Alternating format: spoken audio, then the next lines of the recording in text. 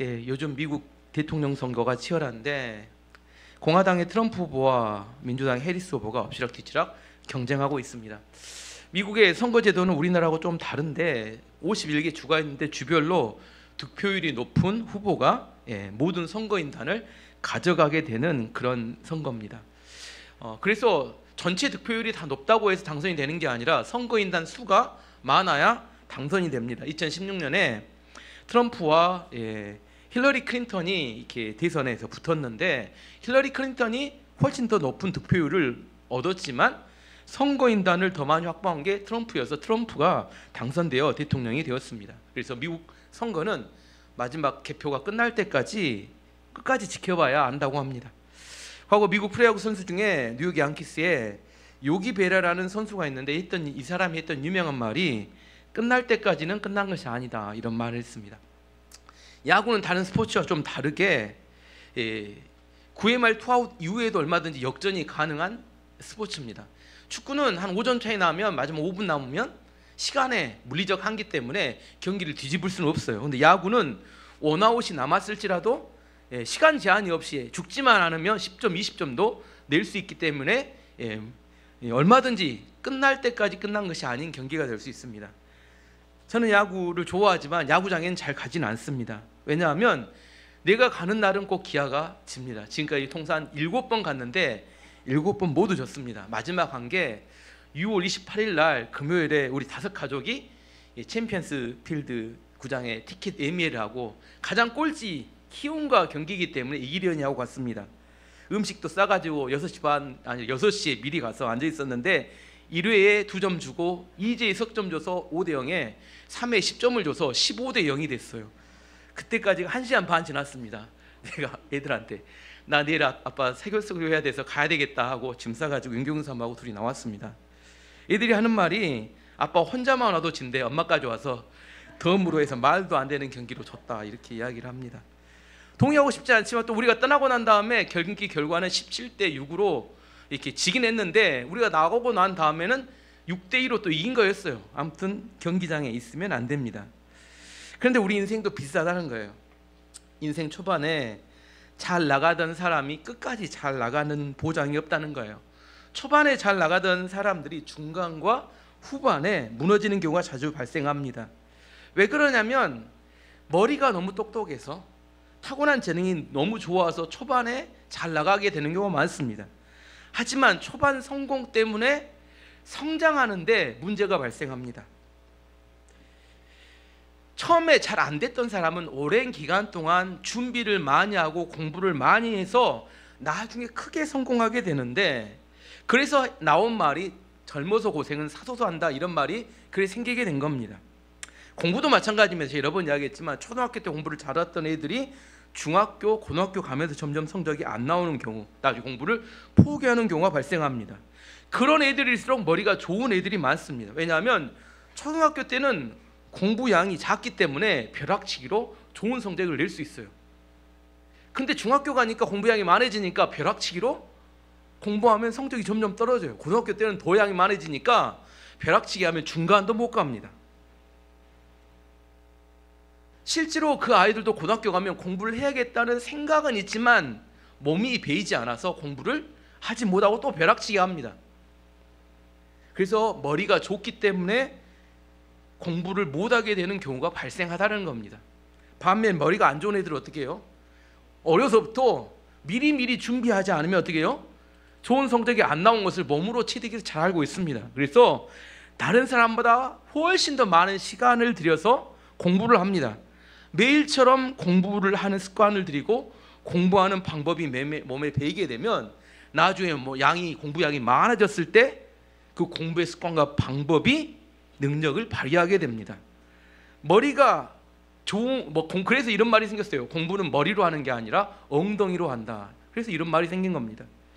예수님께서 제자들에게 이런 말씀하셨습니다. 마태복음 19장 30절 말씀 보시면, 그러나 먼저 된 자로서 나중되고 나중된 자로서 먼저 될 자가 많으니라. 적으니라? 많으니라. 먼저 된 자가 나중되고 나중된 자가 많게 될 것을 이야기합니다. 우리 인생을 살다 보면 이런 경우가 종종 있습니다. 학교 다닐 때 공부 잘했던 애들이 주로 뭐 할까요? 공부 잘했던 애들을 보면 보통은 공무원 합니다. 시험을 잘 보니까. 그리고 정말 똑똑한 애들은 의사를 해요. 근데 공부 못한 애들이 나중에 사업을 해서 대박을 냅니다. 진짜 크게 부자 된 사람들은 공부를 잘했던 사람보다 못했던 애들이 좀 더 많습니다. 왜요? 어려서부터 뭐 대학을 안 가니까 어려서 바닥부터 이렇게 마트로 이렇게 돈을 버는 법을 배워서. 그래서 인생은 우리가 알 수 없는 겁니다.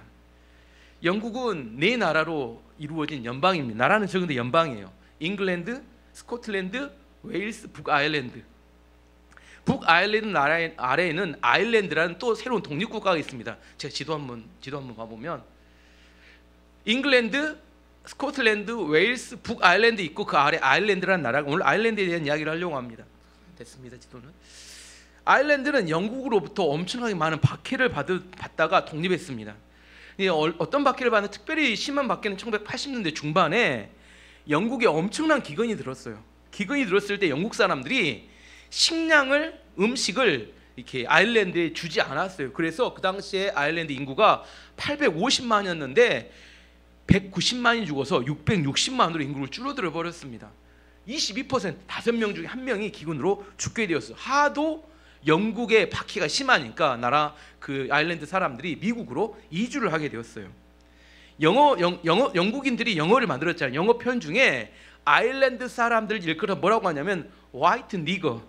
니거는 흑인인데 하얀 흑인. 그래서 흑인 같은 백인들을 뭐냐면 아일랜드 사람을 이렇게 우리나라로 말하면 일본 사람이 조센징 하는 거하고 똑같습니다. 화이트 니거 하는 것은 아일랜드 사람들을 이렇게 비하하려는 걸 해서 부르는 이름입니다. 또 아일리시 뷰티라는 게 있어요. 아일랜드 여자들의 아름다움. 아일리시 뷰티가 어떤 말이냐면 남편한테 두드러 맞아가지고 눈이 노구리처럼 눈탱시가 밤탱시가 된 거 있잖아요. 눈이 이렇게, 이걸 아일리시 뷰티라고 합니다. 왜 그러냐면 아일랜드 여자들은 항상 남편한테 두드러 맞고 산다. 이것을 비하려는 의미에서 비웃는 표현이 아일리시 뷰티입니다. 아일랜드 여자 같은 아름다움, 이게 아일리시 뷰티인데, 아시겠죠? 영국 사람들이 이런 그 아일랜드 사람들을 이렇게 그 핍박하며 만들어낸 용어죠. 근데 놀라운 반전은 미국으로 이주한 아일랜드 사람들이 미국의 주류가 되게 됩니다. 지금 미국 대통령이 지금까지 46명이 나왔는데 46명의 대통령 중에 20명이 아일랜드 계열입니다. 지금 현재 있는 조 바이든 대통령도 아일랜드 계열이고, 존 F 케네디, 지미 카터, 로나ल्드 레이건, 빌 클린턴 등등의 20명이 아일랜드 계열의 그 사람들이었고, 우리가 또 알만한 다른 영역의 사람들, 월트 디즈니나 탐 크루즈, 뭐 샤론 스톤 등등등 수없이 많은 아일랜드계의 사람들이 미국의 주류가 되었습니다. 원래 아일랜드는 농사를 지었기 때문에 1980년대까지 유럽에서 가장 가난한 나라. 근데 지금은 1인당 국민소득이 10만 달러가 넘어서 세계 3위의 부국이 되었어요. 영국은 지금 현재 참고로 21위로 4만 5천 달러고 우리나라는 3만 달러 중반대로 왔다 갔다 합니다. 이런 반전의 놀라운 역사를 만든 게 1997년에 여자 대통령인데 메리 맥컬리스라는 이 대통령이 당선되고 난 후에 이 아일랜드가 바뀝니다. 이 사람은 첫 번째 부정부패를 척결했고, 두 번째 대표적인 정책이 법인세율을 인하하는 정책을 폈어요. 그 당시 실효적인 법인세율을 얼마로 낮췄냐면 6%로 낮추었습니다. 우리나라는 참고로 법인세율이 19에서 24% 정도입니다. 미국은 트럼프 대통령 이전에 40%였는데 지금은 21%입니다. 유럽은 평균 25%예요. 근데 아일랜드는 유럽 연방, 유럽 연합에 포함되어 있기 때문에 미국에 있는 대기업들이 유럽에서 장사를 했는데 어느 곳에 지사가 있는지에 따라서 법인세율이 달라져요. 유럽의 10,000개 이상의 대기업들이 애플, 뭐 마이크로소프트, 뭐 등등, 페이스북 이런 기업들이 아일랜드의 유럽 지사와 연구개발센터를 만들어 가지고 유럽에서 돈을 벌고 세금을 얼마를 내요? 6%만 법인세. 아일랜드에 지사가 있으니까. 그러니 미국에 있는 대기업들이 엄청나게 많이 아일랜드로 이주를 했고, 그 대기업들 때문에 아일랜드가 엄청나게 부국으로 바뀌었습니다. 최근에 재미있는 기사가 하나 떴는데, 애플 아시죠? 아이폰 만드는. 애플이 유럽연합에 이번에 19조에 달하는 법인세를 더 내라고 판결을 받았습니다. 아일랜드에 지사가 있는데, 그래서 애플과 아일랜드 정부가 항소를 했어요, 유럽연합에. 근데 아일랜드는 손을 이렇게, 그래서 자세히 기사를 봤더니 10년 동안 애플이 아일랜드에 1% 미만의 법인세만 냈다고 합니다. 6%에서 1% 미만에. 근데 아일랜드가 손을 가리고 웃고 있다고 합니다. 항소를 했는데 패소를 하면 19조를 아일랜드에 내야 된대요. 지사가 아일랜드에 있으니까. 패소해도 좋고 승소하게 되면 더 많은 기업들이 아일랜드에 지사를 세우기 때문에 패소해도 상관없고 승소해도 상관없고. 반면에 아일랜드를 핍박했던 영국은 지금 점점 경제 상황이 브렉시트 이후에 안 좋아져서 폭동이 일어나고 있는 지경이라고 합니다. 아일랜드 예를 들었지만 우리가 지금 잘 나간다고 해서 계속 잘 나가는 것이 아닙니다. 또한 지금 어렵다고 해서 또 계속 어려운 것도 아니라는 것을 알아야 합니다. 오늘 22절 말씀 보시면 그러므로 하나님의 인자하심과 준엄하심을 보라. 넘어지는 자들에게는 준엄하심이 있으니 너희가 만일 하나님의 인자하심에 머물러 있으면 그 인자가 너에게 있으리라. 그렇지 않으면 너도 찍히는 바 되리라. 사람의 넘어지고 승리하는 것이 하나님께 달려있다는 의미입니다. 하나님의 성품 중에 하나님의 인자하심과 준엄하심이 있음을 기억해야 한다는 겁니다. 하나님의 인자하심은 은혜를 말합니다. 하나님은 우리에게 은혜를 많이 베푸시기를 원하시고 우리를 축복하시는 원하신 분입니다. 분명히. 하지만 하나님은 준엄하신 분이기도 한다는 겁니다. 하나님은 공의로우셔서 죄를 짓는 자들을 심판하시고 벌을 주시는 분입니다.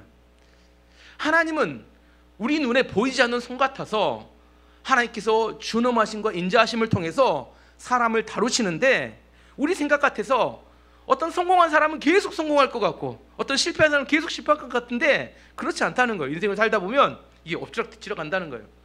성공했던 사람이 실패하고 실패했던 사람이 또 성공하고 이게 엎치락뒤치락 합니다. 역대상을 보면 역대상 4장에 이스라엘 족보 중에 야베스라는 사람을 한 명 소개합니다. 역대상 4장 9절에서 10절까지 말씀 보시면 야베스는 그의 형제보다 귀중한 자라. 그의 어머니가 이름하여 이르되 야베스라 하였으니 이는 내가 수고로이 낳았다 함이었더라.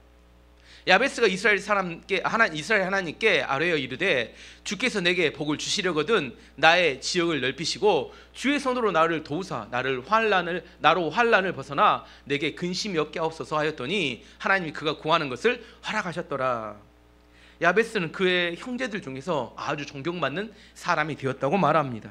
근데 야베스란 이름의 뜻은 고통입니다. 고통. 그의 출생 시에 어떤 어려움인지는 알 수 없지만 그 가정에 큰 어려움이 발생했고 아이가 태어났는데 그 아이가 태어날 때 고통이 있었다고 해서 그냥 그 아이의 이름을 고통이라고 이름을 지어버렸어요. 부모가 좀 이상한데 아이의 이름을 고통이에요. 뭐 저는 좋으니까 조고통 이렇게 짓든지 아이를 뭐 김고통 이렇게 짓든지. 왜 아이는 뭐예요? 태어나서 성장하면 뭐라고 생각해요? 나 때문에 우리 가정에 큰 고통이 있었구나. 나는 아이 가정에 고통을 주는 사람이다. 이런 생각을 하면서 아이가 성장하고 자랐다는 거예요. 근데 이 야베스가 그 인생 역전을 하게 되는데 그 역전을 했던 비결이 뭐였냐면 기도였다는 겁니다. 야베스는 평생 4가지를 열심히 기도했다는 거예요. 4가지. 그래서 야베스의 기도로 유명하잖아요. 첫 번째 기도는 하나님 저에게 복을 주십시오. 이 기도를 계속했다는 거예요. 두 번째는 하나님 나의 지경을 넓혀주십시오. 지경을 넓혀주십시오. 세 번째는 주님 주의 손으로 나를 도우사 환난에서 벗어나게 해주십시오. 네 번째는 내게 근심이 없는 삶을 살게 해주십시오. 뭐 기도 제목 4가지면 4가지를 계속 반복적으로 평생 기도했는데 놀랍게도 하나님께서 이 야베스의 기도를 들어주셨다는 거예요. 그래서 그를 고통받는 자에게서 존경받는 사람으로 인생을 바꿔줬다는 겁니다. 성경에서 기도로 인생을 역전했던 대표적인 사람을 꼽으라면 야베스입니다. 야베스가 어떻게 인생이 바뀌었어요? 기도함으로 바뀌었다는 겁니다. 겨울이 되면 요즘 여름이라 겨울이 기억이 안 나실 텐데 나무에 보면 나뭇잎이 말라서 떨어집니다. 그래서 앙상한 가지만 남습니다. 겨울에 제가 정읍을 가게 되면 황량해요. 근데 황량한 정읍에 이렇게 농장에 가게 되면 황량한데 근데 그 황량함이 자기 이렇게 좋은 달이 되는 것 같아요. 저는 겨울에 잘 안 갑니다. 왜냐하면 내 마음도 황량해져요. 분명히 기분 좋게 차를 타고 왔는데 차는 따뜻하니까 딱 내려가고 문 열고 들어가면 마음이 황량해져요. 마음이 이렇게 냉랭해집니다. 메마른 상태가 돼요. 그래서 봄이 되면 갑니다. 봄이 되면 냉이도 나고 이렇게 뭐가 이렇게 자라기 시작할 때부터. 그런데 나무는 왜 겨울이 되면 메마르게 스스로를 만들고 변화시킬까? 바싹 마르게 만듭니다. 왜냐하면 수분이 가득하면 기온이 낮아지면 물이 얼음으로 바뀔 때 부피가 늘어납니다. 그래서 나무 조직이 다 찢어져서 나무가 죽는다는 겁니다. 무슨 말인지 아시겠어요? 물은 이렇게 얼음으로 바뀌면 부피가 늘어납니다. 수분이 많은 나무는 겨울에 이 수분이 얼음으로 바뀌면서 찢어져서 죽는데요. 그래서 우리가 겉으로 볼 때 메마른 나무를 보면 실패처럼 보입니다. 앙상하니까. 하지만 실패가 아니라 생존을 위한 지혜였다는 것을 알 수 있습니다. 우리 인생을 살다 보면 반드시 좋은 시절만 주어지는 게 아닙니다. 춥고 힘든 겨울이 오면 어떻게 해야 돼요? 메마름 속에서 견딜 줄 알아야 합니다. 항상 좋은 거 아닙니다. 겨울에 수분을 가득하게 만들면 어떻게 해요? 죽습니다. 겨울에는 어떻게 해야 돼요? 자기를 메마르게 겨울을 나야 합니다. 그러면서 뭘 기대해요? 봄이 올 때까지 시간을 보낼 줄 알며 기대하며 기다려야 합니다. 이 3절 말씀 보시면 그들도 믿지 아니하는데 머무르지 아니하면, 이게 어려운 말입니다.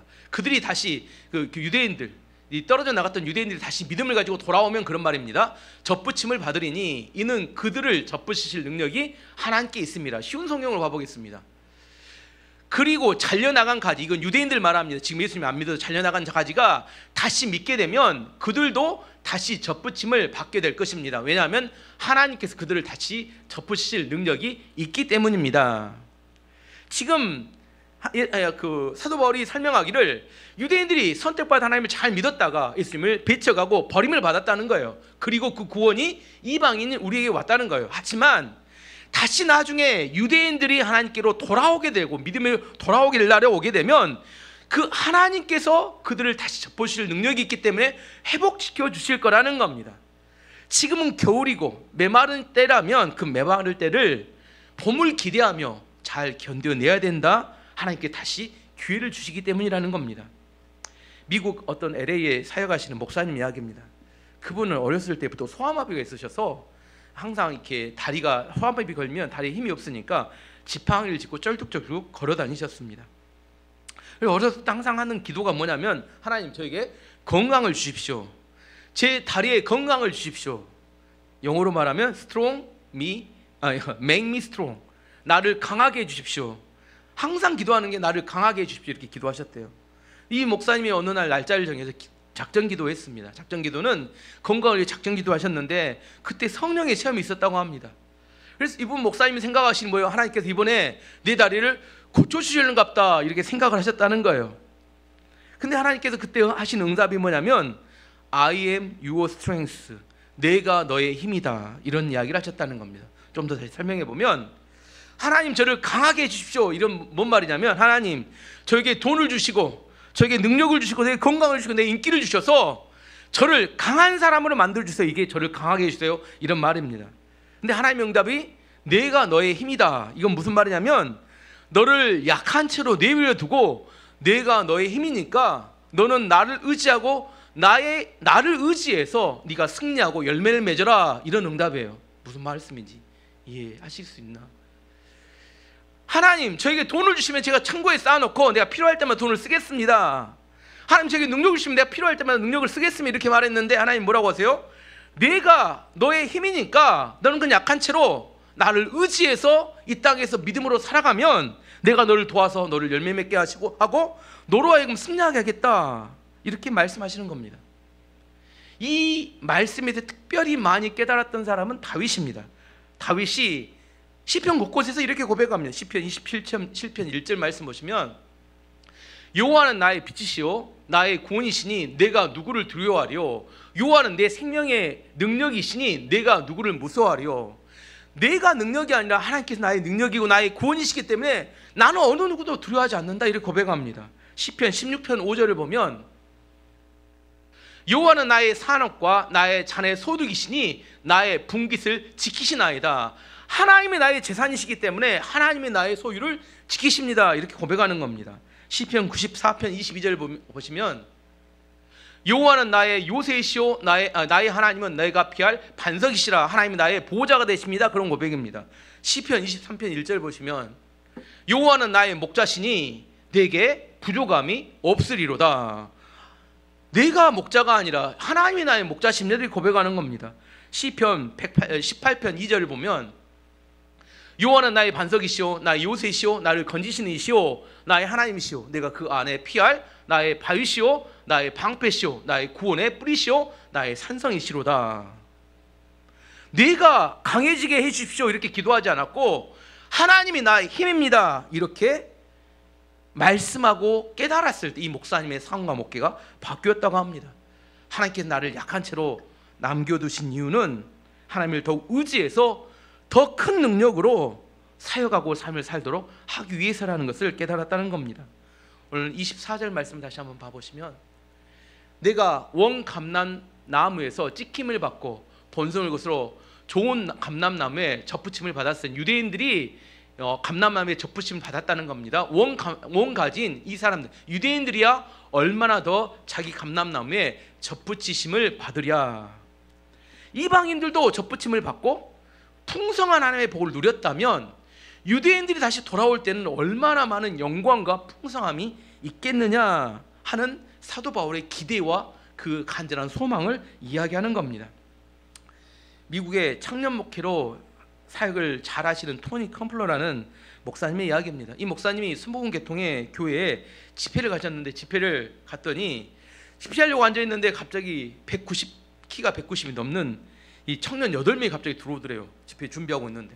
그러더니 갑자기 그 청년들이 목사님한테 무릎을 꿇으라고 이야기하더래요. 자기들이 중보기도를 해주겠다고. 그래서 목사님이 그 청년들 8명 주변에 이렇게 가운데에 이렇게 무릎을 꿇었대요. 그랬더니 그분들이 그 8명 청년이 머리에 손을 다 얹더라는 겁니다. 그리고 짧은 시간 동안 20분 이상을 기도를 하더래요. 이 목사님이 한참 기도를 받고 있는데 무릎이 너무 아파. 아시죠? 20분 이상 이렇게 무릎이 너무 아픈데 더 힘든 건 뭐냐면 이 8명의 청년들이 머리를 지팡이 삼아서 이렇게 누르는 겁니다. 이렇게 8명이 누르니까 목으로 버티기가 너무 힘든 거예요. 그래서 너무 힘들어서 이렇게 버티다가 너무 힘들어하는데 8명의 청년 중에서 7명은 자기를 위해서 중보하겠는데 1명의 청년은 자기를 아니고 또 다른 사람을 위해서 중보기도를 하더라는 겁니다. 그것도 같은 내용을 꼭 3번씩 반복하더래요. 내용은 이런 겁니다. 주님, 찰리 스톨츠펄스를 아시죠? 주님, 찰리 스톨츠펄스를 아시죠? 주님, 찰리 스톨츠펄스를 아시죠? 네.